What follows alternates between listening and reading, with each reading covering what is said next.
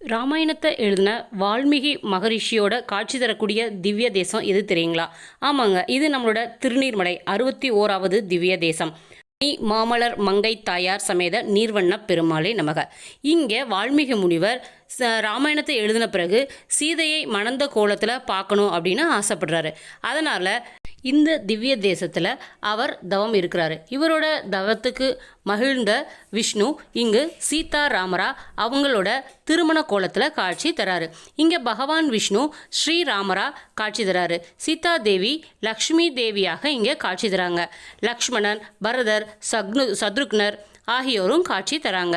சுக்ரீவ மகாராஜா, ஹனுமன் ஆகியோரும் காட்சி தராங்க. இந்த தலத்தில் பகவான் வால்மீகி முனிவர் பகவான் ரங்கநாதரையும் பகவான் திரிவிக்ரமரையும் பகவான் நரசிம்மரையும் தரிசிச்சிருக்காரு. இங்கே ராமபிரானுடைய சன்னதியில் வால்மீகி முனிவரும் இருக்கிறார். இந்த தல பெருமாளை பற்றி நீங்கள் தெரிஞ்சுக்கணுன்னா நம்மளோட 61வது திவ்ய தேசத்தை திவ்ய தாரை சேனலில் பார்த்து பெருமாளோட அருளையும் பெறுங்க.